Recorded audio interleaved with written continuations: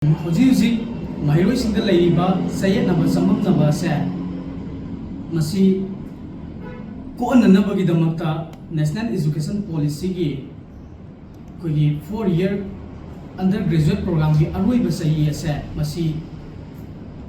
state asida masi gi tampam sanga se masi hangani amasung hangoi haigi chap chapa phirep ama Manipur lengam na mahiroi singda pung kun mari gi manung da lauthok amna changi maram di kaigino har kanda हाइरिबा हिरम असिगा मरी लेनना state असिगी honourable education minister अमदी commissioner दसो अखोय आइबा सेरोल अमोइना 2024 दी अक्टोबर दी तारीख 23 दा अखोय पिसिन किबा लेख्रे अदुबु हाइरिबा आइबा मेमोरेंडम ओइना पिसिन की बतारगसु था अहुम सुरा फावदा ngasi फावबा masi matik sana masigi chapsaba thabak amata paikatna leiri amadi hiram asiga mari lenana Manipur University की रजिस्ट्रार नसु हौखिबा 2023 की अक्टोबर की तारीख 38 दा मसिगी हाइरिबा 4-year undergraduate program से मसि करंबा कॉलेज ता हांगनी अमसुंग हांगोय हाइबि सबसाबा पाखुम अमखक पिबिरउ हाइदना Manipur University ना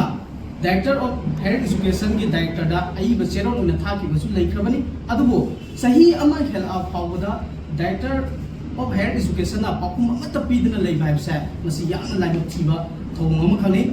hai ba 4-year program sa masi sahi mari thokna tamgadori ni hai ba han sahi asina certificate course na tamgadori ni amadi ani suba sahi asina koi diploma course na tamgadori ni aduga ahum suba asina koi degree course na tamgadori ni aduga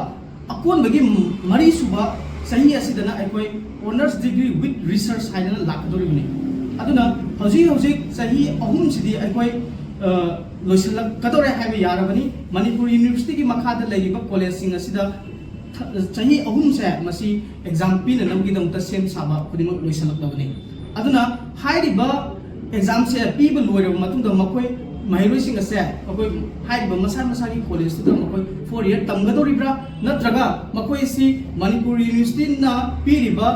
सही अनी की ओइबा course से मकोइ तंगदोरिबा HYBE से मसिगी सही न समम न Budhni लाइबदी हजिक कनोगी अखोगी multi disciplinary institution सिंगा खोगी लाइफम थोपा 4-year की क्राइटेरिया सिंग से मसिदा कई हागे कदा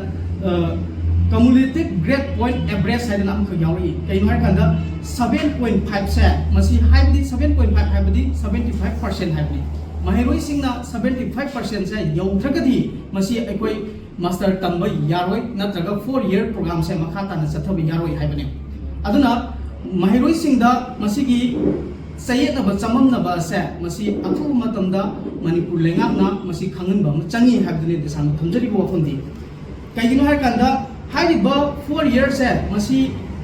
4-year की अरुई बसही से तंगदोरिबा कॉलेज सिंग से करम कॉलेज तंगदोरी नत्रगा मसिगी ओजा क्या मथौ तारी नत्रगा हाइबा मसिगी